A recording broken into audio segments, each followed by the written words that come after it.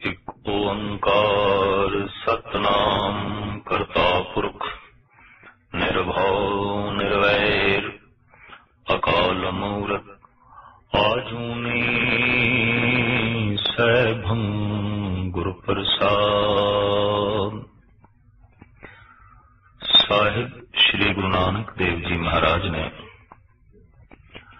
ਪਰਮਾਤਮਾ ਤੱਕ ਪਹੁੰਚਣ ਦੇ ਜਿਸ ਮਾਰਗ ਦਾ ਜ਼ਿਕਰ ਕੀਤਾ ਹੈ ਉਸ ਨੂੰ ਗੁਰੂ ਪੰਥ ਕਹਿੰਦੇ ਨੇ। ਪੰਥ ਮਾਰਗ ਰਸਤਾ। ਇਸ ਰਸਤੇ ਦੇ ਵਿੱਚ ਕੁਝ ਪੜਾਅ ਨੇ ਜਿੱਥੋਂ ਲੰਘ ਕੇ ਜਾਣਾ ਪੈਂਦਾ। ਇਤਨੀ ਗੱਲ ਤੇ ਸਪਸ਼ਟ ਹੈ ਕਿ ਸਰੀਰ ਨੇ ਉਸ ਦੇਸ਼ ਤੱਕ ਨਹੀਂ ਪਹੁੰਚਣਾ, ਸੁਰਤ ਨੇ ਪਹੁੰਚਣਾ। ਸੁਰਤ ਹੀ ਇਸ ਮਾਰਗ ਤੇ ਚੱਲ ਕੇ ਪਹੁੰਚਦੀ ਹੈ ਮੰਜ਼ਿਲੇ ਮਕਸੂਦ ਤੱਕ। ਉਹ ਜੋ ਮੰਜ਼ਿਲੇ ਮਕਸੂਦ ਹੈ ਉਸ ਨੂੰ ਗੁਰੂ ਨਾਨਕ ਦੇਵ ਜੀ ਮਹਾਰਾਜ ਨੇ ਆਖਿਆ ਸੱਚਖੰਡ। ਪਹੁੰਚਣਾ ਹੈ ਮਨੁੱਖ ਨੇ ਸੱਚਖੰਡ ਤੱਕ, ਉਸ ਸੱਚ ਤੱਕ ਜੋ ਨਿਰਵੈਰ ਹੈ, ਉਸ ਸੱਚ ਤੱਕ ਜੋ ਨਿਰਭਉ ਹੈ, ਉਸ ਸੱਚ ਤੱਕ ਜੋ ਅਕਾਲ ਹੈ ਔਰ ਆਪਣੇ ਆਪ ਤੋਂ ਪ੍ਰਕਾਸ਼ਮਾਨ ਹੈ, ਮੂਰਤੀਮਾਨ ਹੈ। ਇਹ ਮਨੁੱਖ ਦੀ ਮੰਜ਼ਿਲ ਹੈ। ਜਿਵੇਂ ਵਗਦੀਆਂ ਹੋਈਆਂ ਨਦੀਆਂ ਦੀ ਮੰਜ਼ਿਲ ਸਾਗਰ ਹੈ, ਜੀਵਨ ਦੀ ਧਾਰਾ ਦੀ ਮੰਜ਼ਿਲ ਪ੍ਰਮਾਤਮਾ ਹੈ, ਈਸ਼ਵਰ ਹੈ, ਸੱਚਖੰਡ ਹੈ। ਤੋ ਪਹੁੰਚਣਾ ਹੈ ਸੱਚਖੰਡ ਤੱਕ। ਰਸਤੇ ਵਿੱਚ ਕੁਝ ਪੜਾਅ ਨੇ। ਉਹਨਾਂ ਪੜਾਵਾਂ ਦਾ ਗੁਰੂ ਨਾਨਕ ਦੇਵ ਜੀ ਮਹਾਰਾਜ ਨੇ ਬੜੇ ਸੁੰਦਰ ਢੰਗ ਨਾਲ ਜ਼ਿਕਰ ਕੀਤਾ। ਆਦਿ ਕਾਲ ਤੋਂ ਸਾਡੇ ਦੇਸ਼ ਦੇ ਰਿਸ਼ੀ ਮੁਨੀ ਵੱਖ-ਵੱਖ ਰਸਤਿਆਂ ਦੀ ਚਰਚਾ ਕਰਦੇ ਰਹੇ ਨੇ। ਉਹਨਾਂ ਨੇ ਆਪਣਾ ਆਤਮ ਬੋਧ ਜਗਤ ਦੇ ਸਾਹਮਣੇ ਰੱਖਿਆ। ਕਿਉਂਕਿ ਅਨੁਭਵ ਹਰ ਰਿਸ਼ੀ ਦਾ ਵੱਖ-ਵੱਖ ਸੀ, ਇਸ ਵਾਸਤੇ ਸਾਡੇ ਦੇਸ਼ ਵਿੱਚ ਇੱਕ ਸ਼ਾਸਤਰ ਦਾ ਜਨਮ ਨਾ ਹੋਇਆ, ਅਨੇਕਾਂ ਸ਼ਾਸਤਰਾਂ ਦਾ ਜਨਮ ਹੋਇਆ। ਗੁਰੂ ਨਾਨਕ ਦੇਵ ਜੀ ਮਹਾਰਾਜ ਤੇ ਇਸ਼ਾਰਤਨ ਫਰਮਾਨ ਕਰਦੇ ਨੇ, 6 ਘਰ 6 ਗੁਰ 6 ਉਪਦੇਸ਼ ਗੁਰ ਗੁਰ ਏਕੋ ਵੇਸ ਅਨੇਕ। 6 ਗੁਰੂ ਨੇ, 6 ਸ਼ਾਸਤਰ ਨੇ, ਪਰ 6 ਸ਼ਾਸਤਰਾਂ ਦਾ ਉਪਦੇਸ਼ ਵੀ 6 ਤਰ੍ਹਾਂ ਦਾ। ਵੱਖ-ਵੱਖ ਮਾਰਗਾਂ ਦੀ ਗੱਲ, ਰਸਤਿਆਂ ਦੀ ਗੱਲ ਇਹਨਾਂ ਸਤਿਪੁਰਸ਼ਾਂ ਨੇ ਕੀਤੀ ਹੈ। ਜਿਸ ਤਰ੍ਹਾਂ ਨਦੀਆਂ ਇੱਕ ਰਸਤੇ ਤੋਂ ਸਾਗਰ ਤੱਕ ਨਹੀਂ ਪਹੁੰਚਦੀਆਂ, ਸੱਚਖੰਡ ਤੱਕ ਪਹੁੰਚਣ ਵਾਸਤੇ ਵੀ ਸੰਸਾਰ ਵਿੱਚ ਅਨੇਕਾਂ ਮਾਰਗਾਂ ਨੇ, ਰਸਤਿਆਂ ਨੇ ਜਨਮ ਲਿਆ।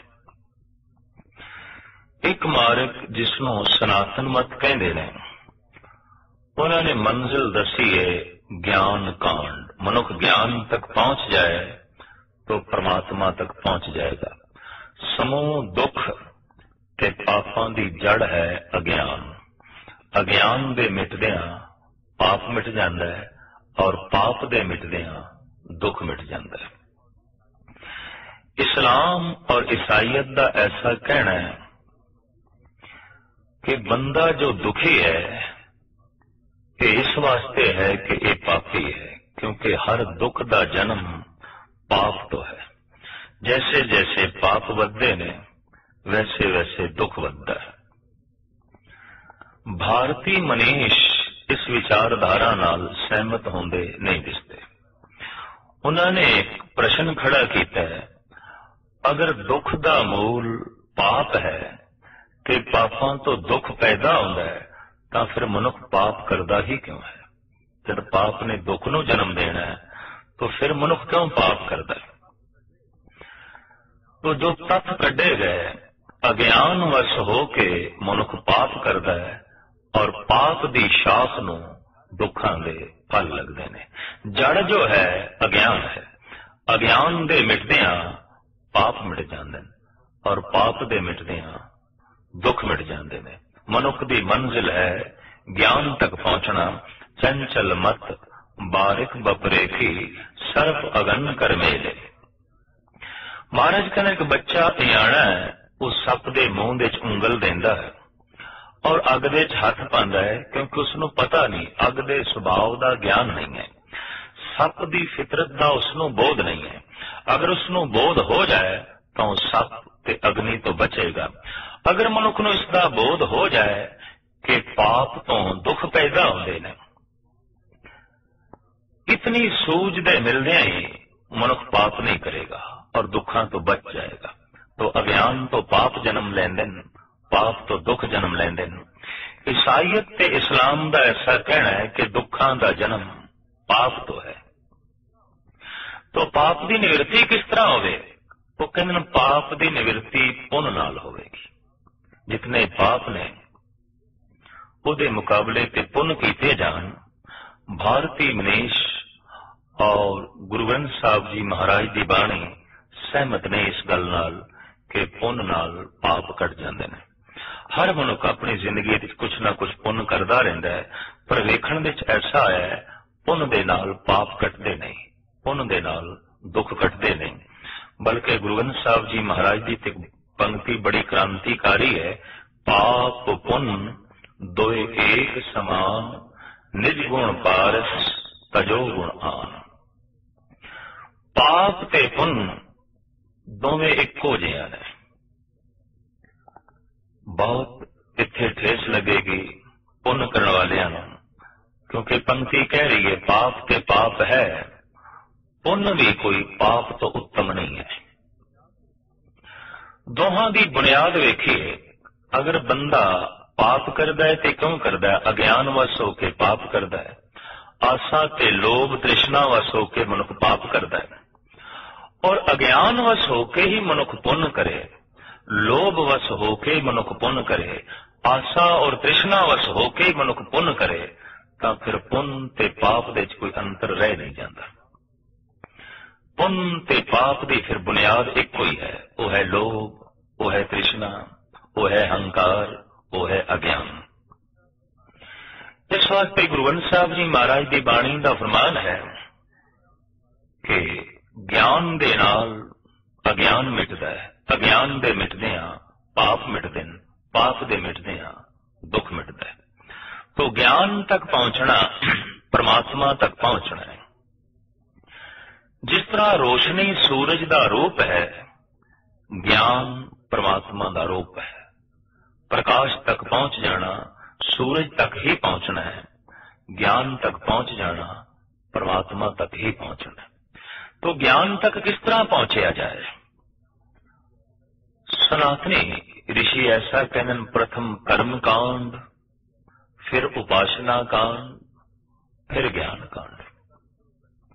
कर्म कांड तो गल शुरू करनी पड़ेगी और कर्म अनेक तरह के ने।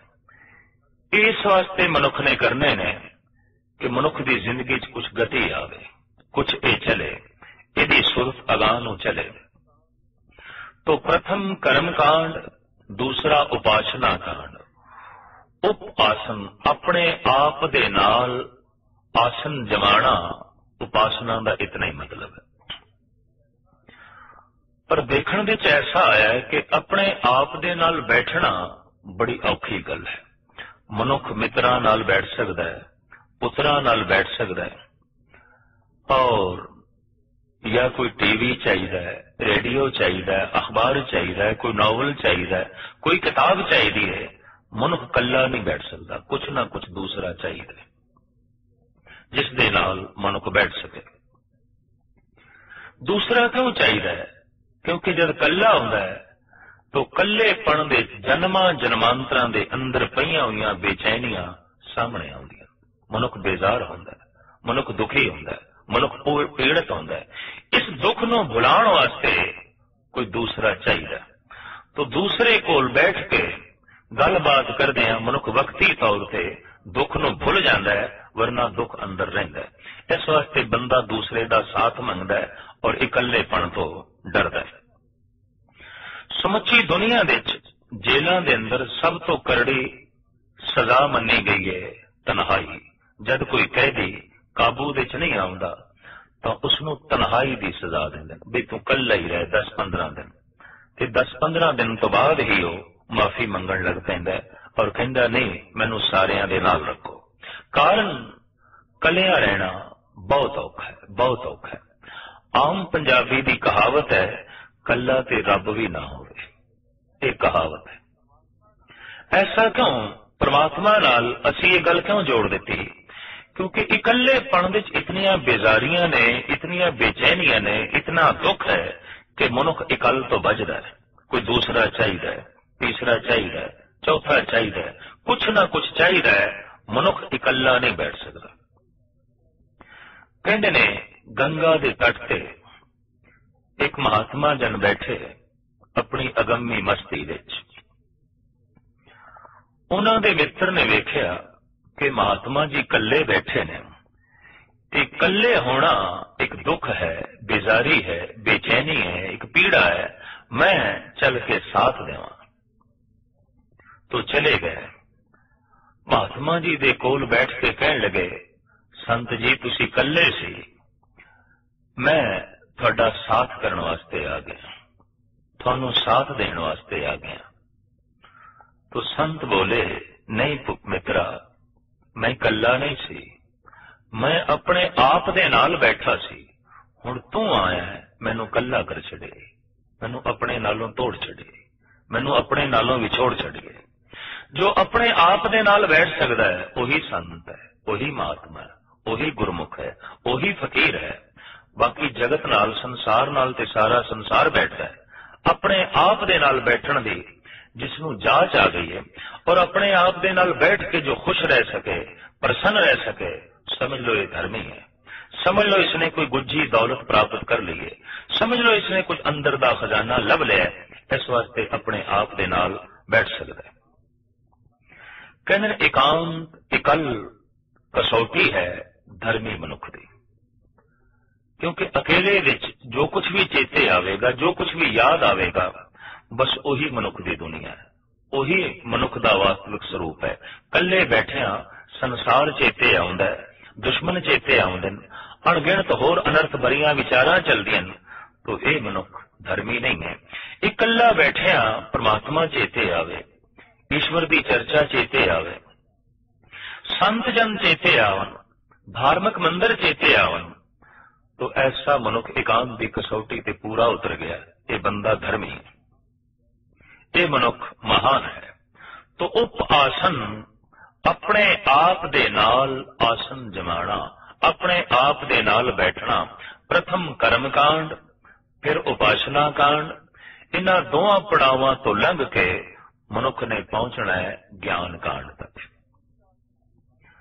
मुहम्मद साहब ने इसकी वंड होर ढंग नाल कीती। उन्हां दा फरमान है, 3 पड़ाव ने, चौथी मंजिल है। 3 पड़ाव केड़े?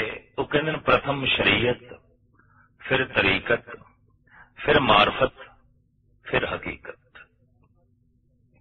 शरीयत तो गल शुरू करनी है, शरीयत का मतलब है कर्म कांड। फिर दूसरा पड़ाव है तरीकत, कुछ तर्क करना है, कुछ छड़ना है। तरीकत तो बाद है जज्बियां की दुनिया, भावना की दुनिया, शरदा की दुनिया, जिन्हों उन्होंने मार्फत आख्या है। ते चौथी है मंजिल हकीकत। हकीकत का मतलब सच्चाई, सच, सच तक पहुंचना है, हक तक पहुंचना है, हकीकत तक पहुंचना है। किवें पहुंचा जाए? तो मोहम्मद साहब का कहना है, पहले मनुख शरीयत अपनावे, फिर वो पहुंचे तरीकत तक, फिर वो पहुंचे मार्फत तक, तो फिर वो हकीकत दे पहुंच जाएगा।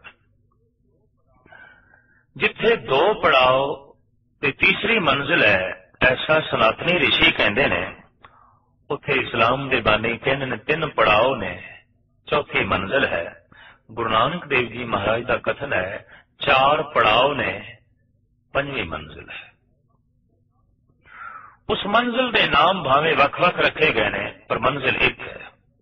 भारतीय ऋषियों ने उसनों ज्ञान कांड आख्या है, मुहम्मद साहब ने उसनों हकीकत आख्या है, गुरु नानक ने उसनों सचखंड आख्या है। पहुंचना है सचखंड तक, पहुंचना है हकीकत तक, पहुंचना है ज्ञान कांड तक। तो किस तरह पहुंचिए? गुरु नानक देव जी महाराज का फरमान, रस्ते विच 4 पड़ाव ने, जिन्हां तो लंघ के मनुख पहुंचेगा सचखंड तक। उत्थे जिथे सच ही सच है, आनंद है, सुंदरता है, रस है, सदीवी खेड़ है, उत्थे तक पहुंचना है। किवें पहुंचिया जाए? जैसे प्रथम दसिया मुहम्मद साहब ने शरीयत चाहिए, जो शराह विच नहीं आउंदा वो हक तक नहीं पहुंच सकेगा, पर जो कर्म कांड नहीं करता वो ज्ञान कांड तक नहीं पहुंच सकेगा। ऐसा सनातनियों का कहना है, गुरु नानक देव जी महाराज का कहना है, जो धर्म खंड तक नहीं आया ओदा सचखंड तक पहुंचना बहुत कठिन है, बहुत औखा है। 4 पड़ाव ते 5वीं मंजिल है, ऐसा गुरु नानक ने बड़ा सुंदर निर्णय करके जगत के सामने गुरु पंथ की व्याख्या की है। पहला पड़ाव है धर्म खंड, दूसरा पड़ाव है ज्ञान खंड, तीसरा पड़ाव है सर्म खंड, चौथा पड़ाव है कर्म खंड ते 5वीं मंजिल है सचखंड, जिथे मनुख ने पहुंचना है। धार्मिक मनुख साधना करने वाला बंदा स्वयं निर्णय कर सकेगा मैं किहड़े पड़ाव ते पहुंचे। आखिर असीं देखते हैं कोई मनुख मुसाफरत तय करता है, रेल विच बैठा होवे, चाहे वह सफर कार ते बस विच करे, रस्ते च ज्यों ज्यों पड़ाव आउंदे वो अंदाजा ला लैंदा है भी मैं हुण इतनी दूर विच पहुंच गया, मैं हुण अध विचकार विच आ गया, हुण मंजिल नेड़े है, हुण मैं मंजिल विच पहुंचण वाला। रस्ते दे मील पत्थर देखदियां मनुख अपनी मुसाफरत का अंदाजा ला लैंदा है कि मैं कितनी तय की। इसे तरीके दे नाल गुरु नानक देव जी महाराज का फरमान है कि मनुख स्वयं यह भी अंदाजा लगा सकता है कि मैं परमात्मा का मार्ग कितना चलिया, रब तो कितनी दूर हाँ या कितने नेड़े हाँ। अगर वो स्वयं इस ढंग नाल वेखना चाहे तो वेख सकेगा। धर्म खंड पहला पड़ाव है और इस पड़ाव की व्याख्या गुरु नानक देव जी महाराज इस ढंग नाल करते हैं कि राती रुती थिती वार पौण पानी अग्नि पाताल, तिस विच धरती थाप रखी धर्मशाल, तिस विच जी जुगत के रंग, तिनके नाम अनेक अनंत, कर्मी कर्मी होए विचार, सच्चा आप सच्चा दरबार। धर्मखंड की व्याख्या महाराज ये करते हैं कि समुचे निजाम दे एक तरतीब है, रात हैं, रुत्तां ने, थित्तां ने, वार हैं, सूरज चंद तारे ने, ग्रह नक्षत्र ने, सारे दे सारे बकायदा तरतीब विच ने, मर्यादा विच ने, विधि विधान के मुताबिक चल रहे हैं। समुची दुनिया दे ट्रैफिक दे रूल मौजूद ने, लेकिन फिर भी एक्सीडेंट होंदे ने, टकराव होंदा है। रूल बने हुए ने फिर भी रोज टकराव हो जाते हैं। आसमान दे झात मारीए अणगिणत ग्रह नक्षत्र ने जो अत्यंत तेज गति नाल चल रहे हैं, लेकिन ऐसा सुनन ते पढ़न वेखण विच नहीं आउंदा किधर एक ग्रह दूसरे ग्रह नाल टकरा गए, एक नक्षत्र दूसरे नक्षत्र नाल टकरा गए और बड़ी तेज गति दे नाल ये सब चल रहे हैं। इतों एक स्पष्ट होता है कि कुछ विधान है, कुछ परिपूर्ण परमात्मा ने नियम बना रखे ने इन्हां ग्रह नक्षत्रां दी चाल नूं चलाउण वास्ते। साहिब कहंदे ने कि सागर दरिया पवन पानी ग्रह नक्षत्र सब मर्यादा दे चल रहे ने, ते जद ये सब कुछ मर्यादा दे च है तो ऐ बंदे तू भी अपनी जिंदगी नूं मर्यादा दे। जद मनुख अपने जीवन नूं मर्यादा दे देंदा है, ऐसे मनुख नूं कहंदे ने ये पहले पड़ाव ते पहुंच गए, ये धर्म खंड दे पहुंच गए। अपनी जिंदगी नूं उसने मर्यादा दिती है, पहचान की होवेगी, उसका बोलना मर्यादा दे होवेगा, उसका उठना बैठना सोना जागना मर्यादा दे होवेगा, उहदा खाना पीना मर्यादा दे होवेगा, उहदा पहनना मर्यादा दे होवेगा, हता कि उसका हसना ते रोना भी मर्यादा दे होवेगा। ऐसा नहीं होवेगा कि पेट भरियो पशुआ ज्यों सोयो, मानुख जन्म है हारे हो रे। पशु की तरह वो नहीं सोवेगा ते पशु की तरह वो नहीं खाएगा, उहदा खाना पीना उठना बैठना सोना जागना सारे दा सारा तरतीब विच होवेगा। जैसे इट्टां नूं तरतीब देईए तां मकान बनदा है, आवाज नूं तरतीब देईए तां संगीत दा जन्म हुंदा है, अखरां नूं तरतीब देईए तां कविता दा जन्म हुंदा है। जीवन दी एक एक नस नूं, एक एक रोम नूं परिपूर्ण परमात्मा ने ऐसी तरतीब दिती है कि सुंदर काया दा जन्म होया। अगर तरतीब ना होंदी तो ऐसा भी हो सकता है कि अखां सिर दे उपर लग जांदियां, नक हत्थां नूं ही लग जांदा, दंद पिछले पासे ही हो जाते। ऐसा भी हो सकता है जिथे बावां ने इत्थे लत्तां हो जांदियां, जिथे लत्तां ने इत्थे बावां हो जांदियां, पर नहीं, शरीर दे च एक तरतीब है। एक एक नस, एक एक रोम, एक एक आज़ा, दंद, सब कुछ तरतीब दे नाल परिपूर्ण परमात्मा ने बनाया।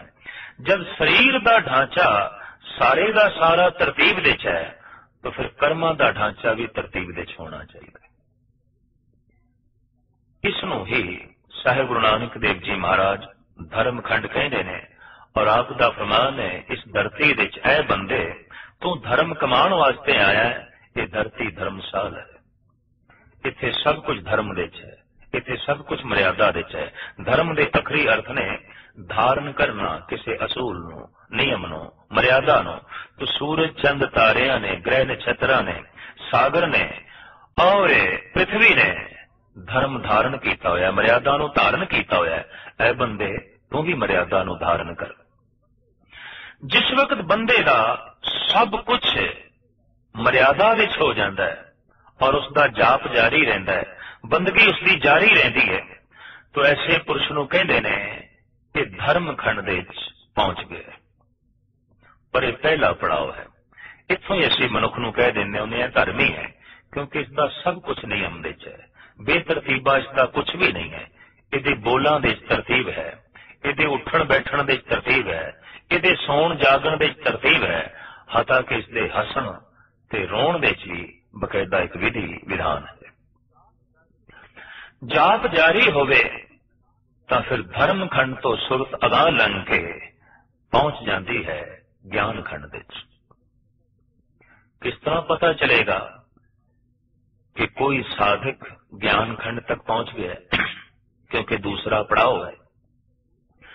तो इस दूसरे पड़ाव की रूपरेखा गुरु नानक देव जी महाराज अपनी बाणी विच बयान करते हैं।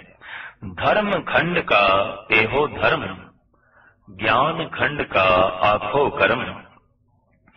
केथे पौन पानी वे संतर, केथे कान महेश, केथे बरमे घाड़त घड़िए, रूप रंग के वेश।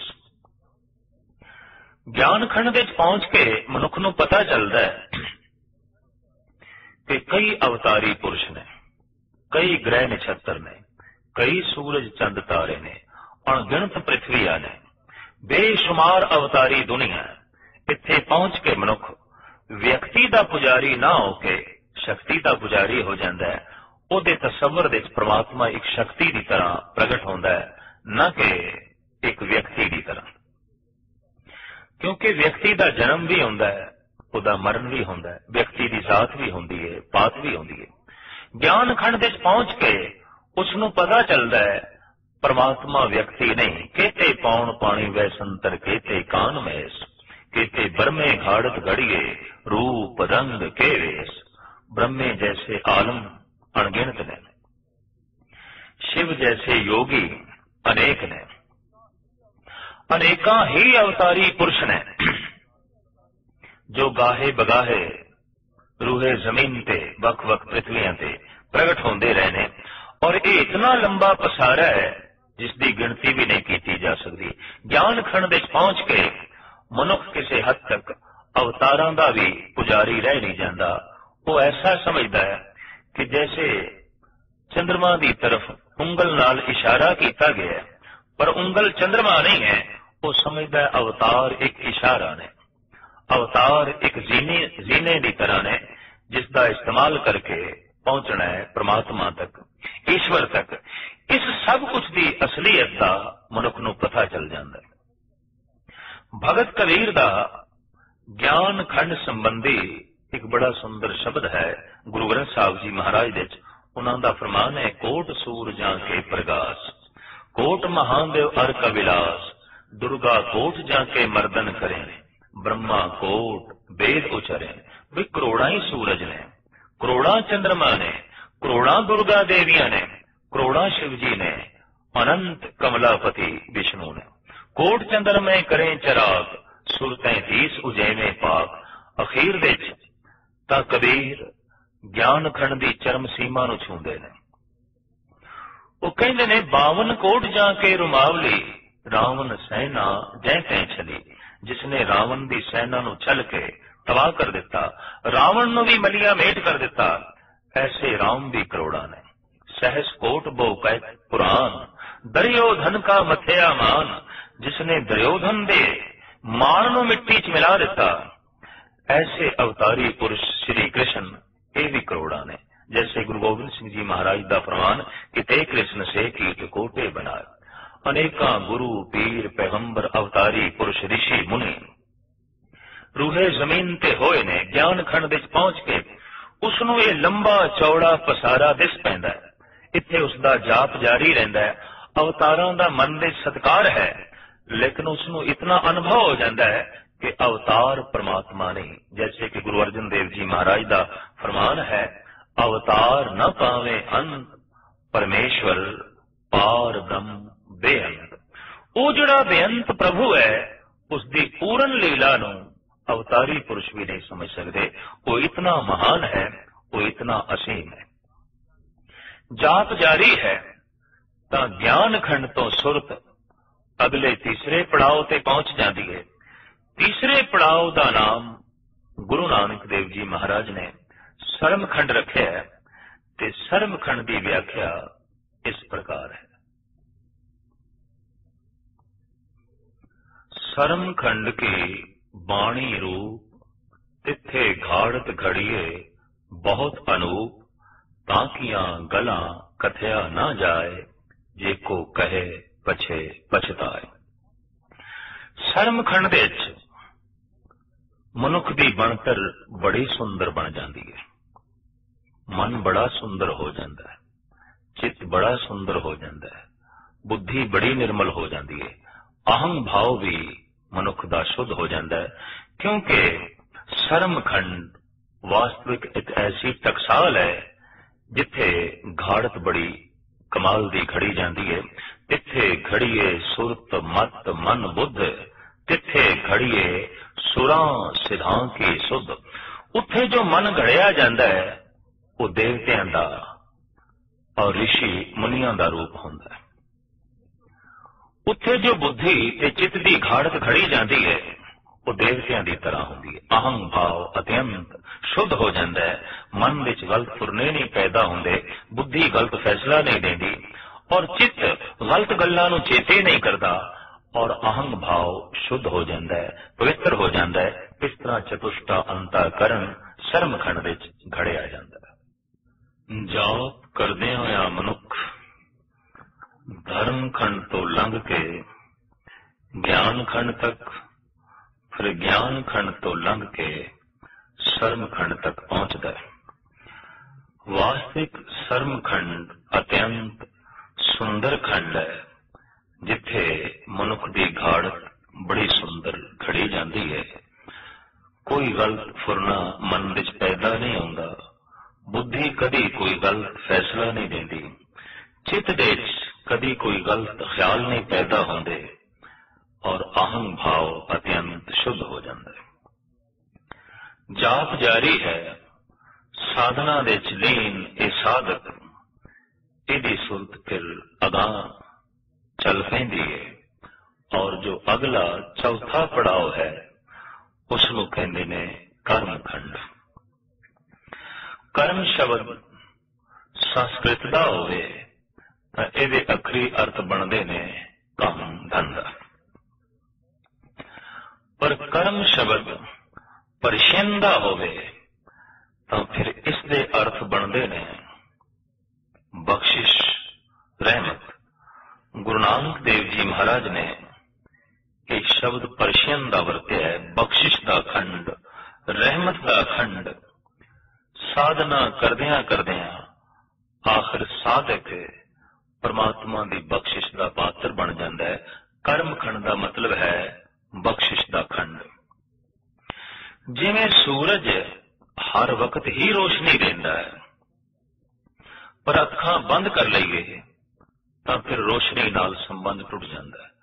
घर के द्वार चारों पासे बंद कर लईए तो कमरे विच सूरज दीयां किरणां दा पहुंचना कठिन हो जाता है। उंज सूरज हर वक्त रोशनी देता है, हर वक्त प्रकाश देता है।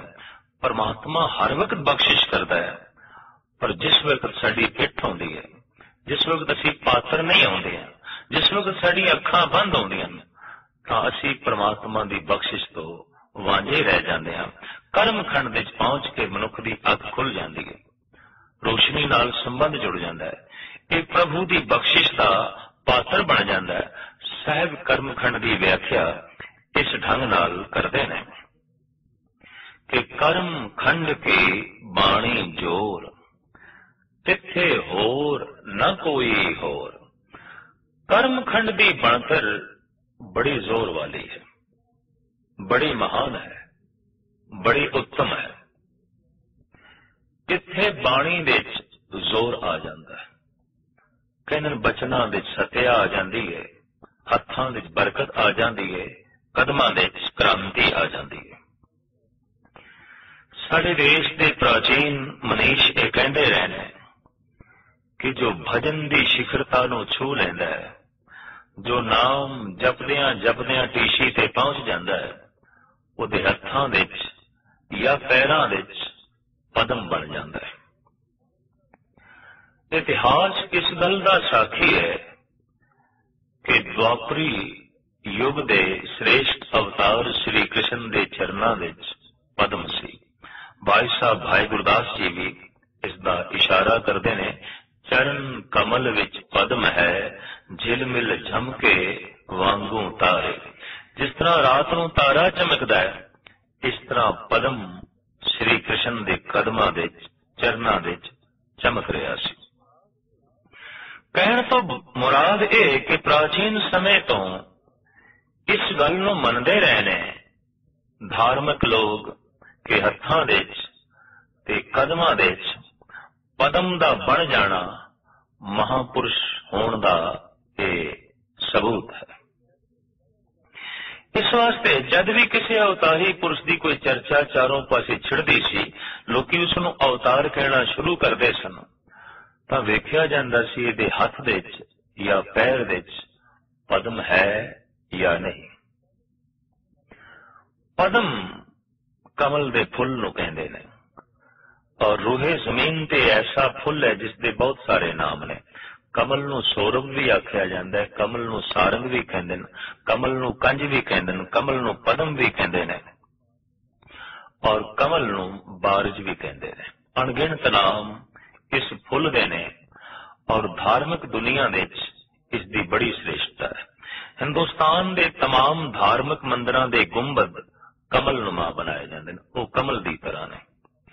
ये गुंबद एक कमल इशारा कर रहा है कि पानी कितना ही वध जाए मैं डुबदा नहीं हाँ, मैं निर्लेप रहना।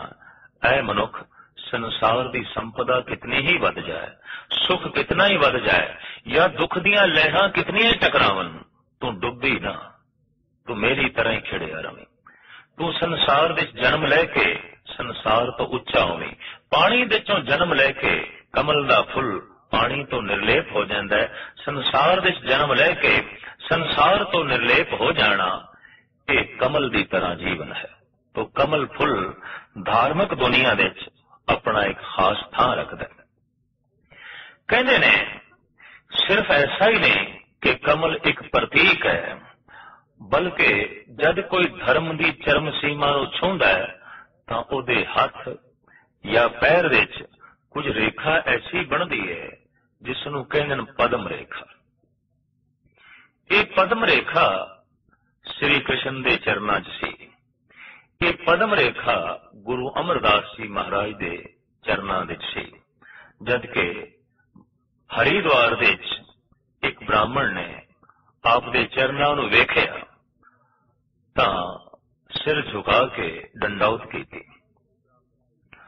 सतगुरु कहने लगे, ब्राह्मण देवता तू मैनू सजदा क्यों कर रहे हैं, मैनू मत्था क्यों टेक रहे हैं?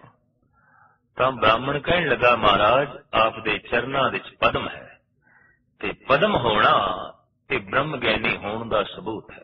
पद्म होना अवतारी पुरुष होने की निशानी है। तुहाडे चरनां विच ते पद्म है। पर हुण ये जरूरी नहीं कि हथ ते पैर विच वाकई पद्म बन जाता है। जैसे कि असी देखते हैं श्री राम दे हथ पैर विच कोई पद्म होवे, ऐसी कोई चर्चा नहीं। गुरु नानक गुरु गोबिंद सिंह जी महाराज के चरणों च पद्म होवे, इस गल का कोई जिक्र नहीं है इतिहास विच। बाकी 24 अवतारां दे चरणों विच पद्म होवे, सनातन मत दे 24 अवतार या जैनियां दे 24 तीर्थंकर या महात्मा बुद्ध उन्हां दे पैरां विच पद्म होवे या हथ विच पद्म होवे, इस तरह का इतिहास विच कोई सबूत मिलता नहीं। लेकिन फिर भी ये चर्चा महान है कि जद बंदा कोई धर्म की शिखरता नूं छू लैंदा है, उहदे हत्थां विच या पैरां विच पद्म बन जांदा है। गुरु अर्जन देव जी महाराज का एक बड़ा सुंदर वाक है, फुने छंद दे अंदर आप फरमान करते ने, मेरे हाथ पद्म आंगन सुख बासना, सखी मेरो कंठ रतन पेख दुख नासना। है सखी मेरे हत्थां विच पद्म बन गए। इतिहास विच ऐसा कोई जिक्र नहीं कि गुरु अर्जन देव जी महाराज के हत्थां विच पद्म सी, लेकिन ये जिस पद्म की तरफ इशारा कर रहे हैं गुरु अर्जन देव जी, वो गल कुछ होर है। दरअसल जब प्रभु चिंतन करदियां करदियां मनुख शिखरता नूं छू लैंदा है, जुड़ जांदा है, तां उहदे हत्थां विच बरकतां आ जांदियां। ऐसे मनुख दे हथ जिस कम नूं छूंदे ने, कम सिरे चढ़दा है, कम पाया तकमील तक जांदा है। और ये आम कहावत है, कुछ हथ ऐसे बेबरकते होंदे ने कि बनदे हुए कम नूं भी वो छू जान तां बिगड़ जांदा है। गुरु अर्जन देव जी महाराज का ऐसा एक वाक भी है कि जे वो कंचन नूं हथ लावे, खेऊ सेठी रल गया। कईयां दे हथ इतने बेबरकते कि वो सोने नूं हथ पाण तां मिट्टी हो जांदा है, पर कईयां दे हथ इतने बरकतां वाले कि वो बिगड़दे हुए काम नूं हथ पाण तां सिरे चढ़ जांदा है। प्राचीन समय विच जब किसी पुल का उद्घाटन करना होवे, किसी भवन का संगे बुनियाद रखना होवे, तां कोशिश की जाती सी ऐसे हत्थां तो रखाया जाए कि नींह पत्थर जिहदे हत्थां विच बरकत है। काम की शुरुआत किसी ऐसे हत्थां तो कराई जाए जिहदे हत्थां विच पद्म होवे। प्राचीन समय साडे देश विच ये परंपरा होंदी सी, भाव जिहदे हत्थां विच बरकत होवे। सिमरन करदियां करदियां हत्थां विच बरकत आ जाती है।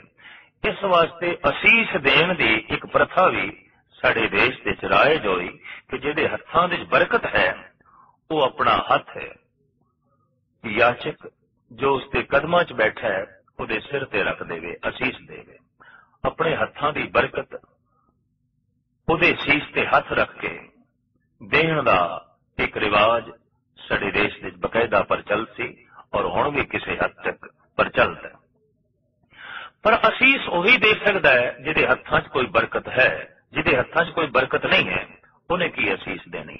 तो गुरु अर्जन देव जी महाराज फरमान करते हैं, एक कमाल हो गया है कि मेरे हत्थां च बरकत आ गई है, मेरे हत्थां विच पद्म बन गया है। मेरे हाथ पद्म आंगन सुख बासना, सखी मेरो कंठ रतन पेख दुख नासना। भट्टां दा एक पावन पवित्र सवैया है जिहदे च कहंदे ने, हे गुरु अमरदास जी महाराज, तुहाडा जो दायां हथ है उहदे च पद्म बन गए। बारज कर दाने सिद्ध सन्मुख मुख जो है। धर्म ग्रंथां विच पद्म की जो इतनी लंबी चौड़ी चर्चा है, ये सिर्फ चर्चा ही नहीं, इस विच बहुत वड्डी सच्चाई है। हथ विच लाजमी बरकतां आ जांदियां सिमरन करने वाले मनुख दे। जो सिमरन करदा है उहदे बचनां विच सत्य आ जांदी है, उहदे कदमां विच क्रांति आ जांदी है, उहदे हत्थां विच बरकत आ जांदी है। उहदे कदम जिस पासे चलन क्रांति आउंदी है, कुछ पलटा आउंदा है। उहदे हथ जिस काम नूं छूण सिरे चलदे ने और उहदे बचनां दे च इतनी सत्या आउंदी है, इहनूं सुन के संसारियां दे मन बदल जाते ने। जिसके अंतर बसे निरंकार तिसकी सीख तरे संसार। जिहदे अंदर परमात्मा वसदा है उहदी सिक्ख्या दे च सत्या आउंदी है, उहदे बचनां दे च सत्या आउंदी है, उहदे बचनां दे ताकत आउंदी है। तदी ते मेरे पातशाह कहंदे ने कर्म खंड दे पहुंच के मनुख दी बाणी दे जोर आ जांदा है। कर्म खंड की बाणी जोर। तो भट्ट कह रहे ने बारज कर दाहणे सिद्ध सन्मुख मुख जो है, रिद्ध बसे बावांग जो तीन लोकांतर मोह है। भट्ट कहंदे ने हे गुरु अमरदास जी, तुहाडा जो दाया हथ है इहदे च पद्म है। इतिहास ये कहता है कि पद्म गुरु अमरदास जी महाराज के चरना दे सी, पर गुरु ग्रंथ साहब जी महाराज की बाणी दे भट्ट बोलते ने कि पद्म गुरु अमरदास जी महाराज के हथ दे सी। इतिहास ते बाणी दे ये अंतरा क्यों है? इतिहास अपनी थां ते ठीक है और बाणी अपनी थां ते सच नूं पेश कर रही है। इतिहास दे जिस पद्म का जिक्र है बई वो चरना दे है। ज्योतिष विद्या दे कथन अनुसार जो पद्म की तरह रेखा पैरों दे बन जांदियां ने, इतिहास दे उसका जिक्र है। गुरु ग्रंथ साहब जी महाराज की बाणी दे भट्टां ने जिस पद्म का जिक्र किया हुए कि हत्थां दे बरकत आ जाती है, हत्थां दे सत्या आ जाती है, हत्थां दे ताकत आ जाती है। हे गुरु अमरदास जी, तुहाडा जो दाया हथ है इहदे च बरकतां आ गईयां, इहदे च पद्म बन गया। बारज कर दाहणे सिद्ध सन्मुख मुख जो है, जितनियां सिद्धियां ने वो तुहाडे मुखड़े नूं तक रही ने भी तुहाडी रसना तो कोई बचन निकले ते ओ काम करन। रिद्ध बसे बावांग जो तीन लोकांतर मोह है, पर तुहाडा जिहड़ा बाया हथ है वो भी खाली नहीं। तुहाडे बाएं हथ दे च रिधियां ने, तुहाडे दैणे हथ दे च पद्म है, तुहाडे मुखड़े दे सामने सिद्धियां बैठियां ने। इतनी लंबी चौड़ी बरकत किस तरह आ गई? तो भट्ट कहने हृदय बसे अकहो सोय रस तिन ही जातो, मुखों भगत उचरे अमर गुर इतरंग रातो। हे गुरु अमरदास जी, थोड़े हृदय दे एक रस परमात्मा का नाम की टिकिया है कि थोड़े हथ दे पद्म बन गया, थोड़े बाएं हथ दे रिधियां आ गई और सिद्धियां थोड़ी दासियां बन गई। गुरु अमरदास जी महाराज का अपना भी वाक है, 9 निधि 18 सिद्धि पिछे लगियां फिरन जो हर हृदय सदा वसाए। जिदे हृदय विच परमात्मा का नाम बस जाता है, रिधियां सिद्धियां उसकी परिक्रमा करदियां ने। रिद्ध सिद्ध नामे की दासी।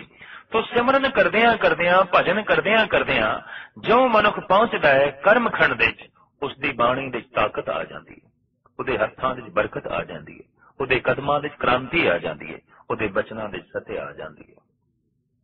कर्म खंड की बाणी जोर तिथे होर न कोई होर। उस अवस्था दे अभ्यासी दे मन दे एक परमात्मा तो बिना होर कोई भी नहीं होता। वो परमात्मा दे होंदा है, परमात्मा उस दे होंदा है। तिथे जोध महाबल सूर, पर कर्म खंड तक महाराज कहने कोई जोधे, कोई महाबली, कोई सूरमे पहुंचते ने। हर मनुख की इत्थे तक पहुंच नहीं है। संसार विच असी सिर्फ उंगलियां ते ही गिण सकते हैं उन्हां मनुखां नूं जो कर्म खंड तक पहुंचते हैं। बहुत ही कठिन साधना है। इस वास्ते साहिब कहना कमजोर दिल दिमाग रखने वाले, कमजोर साधना करने वाले, आलस निंद्रा तंद्रा दे फसे हुए मनुख कर्म खंड तक पहुंचना ते बहुत औखी गल है, उत्ते ज्ञान खंड तक भी नहीं पहुंच सकते। कर्म खंड तक पहुंचने वाले जिहड़े पुरुष ने साहिब कहते ने वो ते कोई महाबली सूरमे ते जोधे ने। तिथे जोध महाबल सूर तिनमें राम रहा भरपूर, तिथे सीतो सीता महिमा माए ताके रूप न कथने जाए। जो कर्म खंड तक पहुंच गया है, गुरु नानक देव जी महाराज फरमान करते हैं उस मनुख की महिमा श्री राम ते उन्हां दी सुपत्नी सीता भी गायन करती है। गुरु अर्जन देव जी महाराज का भी कथन है, ब्रह्म ज्ञानी को खोजे महेश्वर, ब्रह्म ज्ञानी आप परमेश्वर। जो ब्रह्म ज्ञानी है, जिहदे अंदर ब्रह्म का ज्ञान पैदा हो गया, जिसके अंदर ब्रह्म का रस पैदा हो गया, शिव जी भी उसकी तलाश दे है। महादेव भी प्रार्थना कर देन अकाल पुरख दे अगों, हे अकाल पुरख किसी ऐसे पुरुष के दर्शन करा जिसके अंदर तेरा वासा हो गया, जिथे तू प्रगट हो गया। किसी ब्रह्म ज्ञानी के दर्शन करा। ब्रह्म ज्ञानी को खोजे महेश्वर, ब्रह्म ज्ञानी की तलाश करता है शिव जी। असी अपनी अरदास विच बकायदा ये शब्द जोड़े हुए ने कि सही संत गुरमुख प्यारे मेल, जिन्ना मिलिया तेरा नाम चेते आवे। ये साडी मंग है। जिन्ना दिसंदनिया मेरी दुरमत वंजे, मित्र असाड़े से, वो साडे मित्र ने जिन्हां दे दीदार दे चों दुरमती नाश होवे, जिन्हां दे मिलदियां परमात्मा चेते आवे, जिन्हां दे कोल बैठिया रब दी सिमरती जागे। जिवें हिमालय पर्वत ते चले जाइए तो ठंड अपने आप मिलती है, फुल्लां कोल बैठिए महक अपने आप मिलती है, जलदे हुए दीवे कोल बैठिए प्रकाश अपने आप मिलता है, रब नाल जुड़े मनुख कोल बैठिए मन आपे ही जुड़न नूं करदा है, मन नूं आपे ही कुछ चैन मिलता है, मन नूं आपे ही कुछ प्रेरणा मिलती है। इस वास्ते साहिब कहते ने कर्म खंड तक कोई विरले ही पहुंचते ने। कौन? तिथे जोध महाबल सूर, जिनमें राम रिया भरपूर। कोई जोधे, कोई महाबली, कोई सूर में इस बख्शिश के खंड तक पहुंचते ने, वो राम दे समा जाते हैं ते राम उन्हां दे अंदर लीन हो जाता है, वो एक मिक हो जाते हैं। साधना अजे भी जारी है, जाप अजे भी जारी है, पर जाप करदियां करदियां पचन चेत अभ्यासी महसूस इंज करता है जैसे कोई सरता सागर दे च लीन हो जाए तो सरिता का नाम, सरिता की होंद खो जाती है और वो सागर का रूप हो जाता है। इस तरह ही भगत भगवान दे खो के भगवान का रूप हो जाता है, सिख गुरु दे खो के गुरु का रूप हो जाता है, साधक ईश्वर दे खो के ईश्वर का रूप हो जाता है। जैसे कि वाक ने नामे नारायण नहीं भेद, हुण नामदेव दे ते नारायण दे कोई भेद नहीं रहा। राम कबीरे भेद ना भाई, हुण कबीर दे ते राम दे कोई भेद नहीं रहा। सिख गुरु, गुरु सिख है, नानक भेद ना भाई, हुण सिख ते गुरु दे कोई भेद नहीं रहा। हुण परमात्मा ते साधक दे कोई भेद नहीं रहा। क्यों? कि नानक लीन भयो गोबिंद सिंह, ज्यों पानी संग पानी। जिस तरह पानी दे अंदर पानी लीन हो जाता है, इस तरह आत्मा परमात्मा दे लीन हो गई है। साहिब कहते गोबिंद दा मिलन सानू नसीब हो गए। कबीर कहते अब तो जाए चढ़े सिंहासन, मिले है सारंग पानी, राम कबीरा एक भय है, कोई न सके पछानी। हुण कबीर राम बन गए ने और राम कबीर बन गए ने। अगर कोई पहचान करना चाहेगा, पहचान नहीं हो सकेगी कबीर कौन है ते राम कौन है। हुण राम ते कबीर दा अंतरा मिट गया। आपने एक शब्द दे राही पूर्ण रूप दे समझाया भी है कि गंगा के संग सरता बिगड़ी, सो सरता गंगा होए निबरी। चंदन के संग तरवर बिगड़ियो, सो तरवर चंदन होए निबरियो। पारस के संग तांबा बिगड़ियो, सो तांबा कंचन होए निबरियो। संतन संग कबीरा बिगड़ियो, सो कबीर राम होए निबरियो। जैसे नदी नाले गंगा दा संग करके गंगा दा ही रूप हो जाते ने, तिवें सतसंग करके कबीर राम दा ही रूप हो गया, ईश्वर दा ही रूप हो गया, परमात्मा दा रूप हो गया। मनुख दी मंजिल है सचखंड। इत्थे की होंदा है? सचखंड वसे निरंकार। उत्थे वो निरंकार दे जाके वसदा है और निरंकार उस दे आके लीन होंदा है। ये पंजवीं मंजिल है, ये पंजवां घर है। भेद मिट जाते ने। ईश्वर ते हुण मनुख दे कोई भेद रह नहीं जाता। धर्म खंड तो जो यात्रा शुरू हुई सुरत दी पहुंच गई सचखंड दे और इसी तरीके नाल सनातन मत के कथन अनुसार कर्म कांड तो यात्रा जुड़ी शुरू हुई पहुंच गई ज्ञान कांड तक। और इसी तरीके नाल मोहम्मद साहब का कथन है कि शरीयत तो जी यात्रा शुरू हुई वो पहुंच गई हकीकत तक, वो पहुंच गई खुदा तक, वो पहुंच गई अल्लाह तक। मनुख दी मंजिल है अल्लाह, मनुख दी मंजिल है राम, मनुख दी मंजिल है अकाल पुरख। जिथों मनुख खड़ा है ਉੱਥੋਂ ਯਾਤਰਾ ਆਰੰਭ ਕਰਨੀ ਪੈਗੀ। ਜ਼ਿੰਦਗੀ ਨੂੰ ਵਿਧੀ ਵਿਧਾਨ ਜਿਸ ਵਕਤ ਦਿੱਤਾ, यात्रा आरंभ हो गई और सहजे सहजे जैसे नदी चलती है, सैकड़े मील की वाट तय करके सागर तक पहुंचती है, इस तरह ही साधक रोज साधना करदियां करदियां अपनी सुरत नूं गति देंदा है और एक दिन सुरत सचखंड तक पहुंच जाती है। इस मार्ग विच रोकां भी अनेकां ने, क्योंकि ये मार्ग मैदानी मार्ग नहीं है, ये मार्ग पहाड़ी रस्ता है, चढ़ाई है। पानी निवाण की तरफ अपने आप जाता है, पर उसनों उपर चाड़ना होवे दबाव प्रैशर चाहिए। सुरत निवाण की तरफ अपने आप जाती है, पर सचखंड की तरफ ले जाण वास्ते कुछ आसरे चाहिए, कुछ वसीले चाहिए, क्योंकि सचखंड टीशी है, चढ़ाई है। धर्म का मार्ग मैदानी रास्ता नहीं, ये पहाड़ी रास्ता है। भगत कबीर जी महाराज का कथन है, जह मार्ग पंडित गए पाछे परी बहीर, एक औघट घाटी राम की ते चढ़ रहे हो कबीर।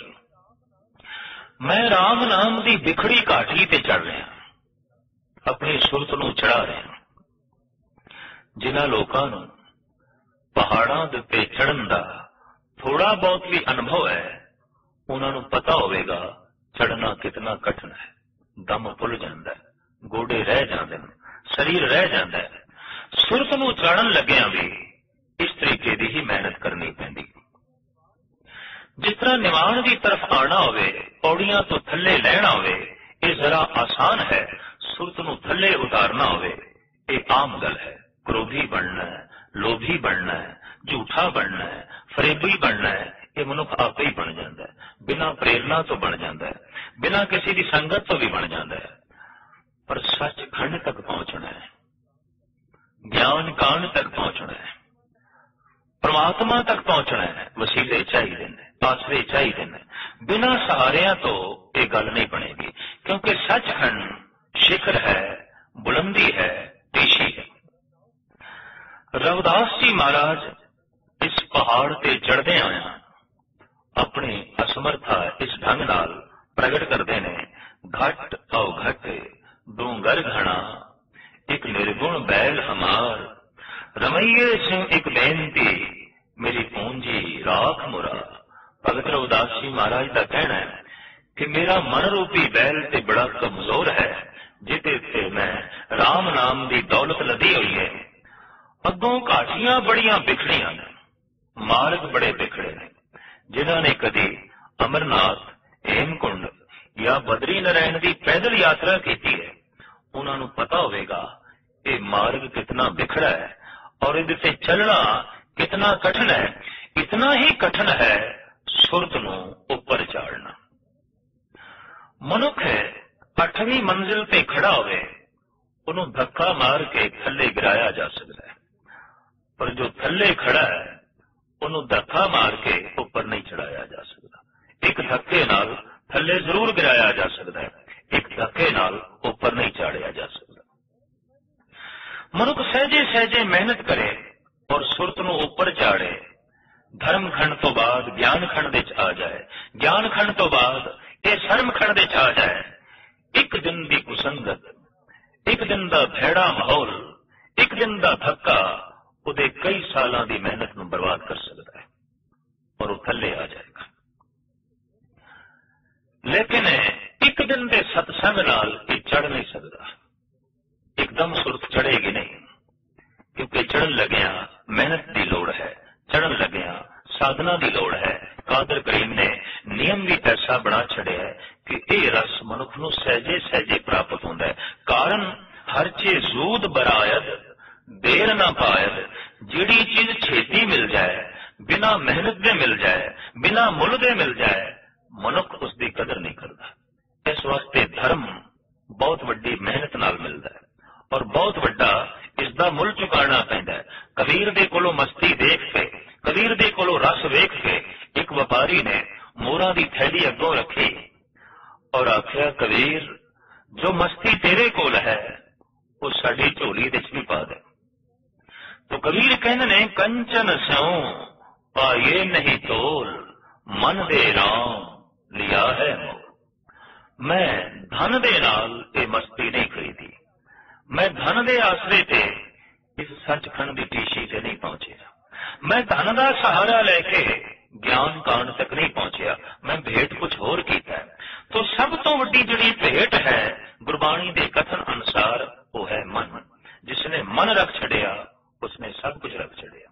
जिसने मन अर्पण किया सहजे सहजे उसकी सुरत ऊपर चढ़ना शुरू हो जाएगी। सह प्रेरणा भी देंगे, मन बेचे सतगुरु के पास तिसरे व्यक्ति कारज रास।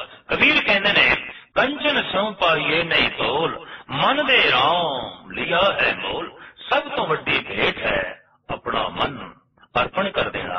अपने मन नूं भेंट करदिआं ही सुरत नूं समर्था मिल जाती है, सुरत नूं ताजगी मिल जाती है, सुरत नूं रवानी मिल जाती है और वो सहजे सहजे अगां चलना शुरू हो जाती है। और एक दिन ऐसी परमात्मा दे च लीन होंदी है कि सूरज किरण मिले जल का जल हुआ राम, ज्योति जोत रली संपूर्ण थी आराम। जितने चिर तक नगदी सागर दे च लीन ना होवे वो संपूर्ण नहीं होती, अधूरी रह जाती है। और जितने चिर तक आत्मा परमात्मा दे च लीन ना होवे अधूरी रह जाती है। मनुख उसे दिन ही पूरा होता है। ये गल वखरी है कि मरे हुए मनुख नूं असीं कह देने आ पूरा हो गया है, नहीं। जितने चिर तक मनुख पूर्ण परमात्मा दे च लीन ना होवे उस तो बेहतर वो पूर्ण नहीं हो सकता।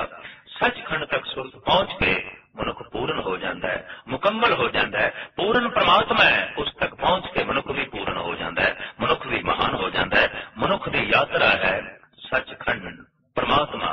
रस्ते दिया रोकां तो भी जानकारी कराई है गुरु नानक देव जी महाराज ने और पड़ावां का भी जिक्र किया है।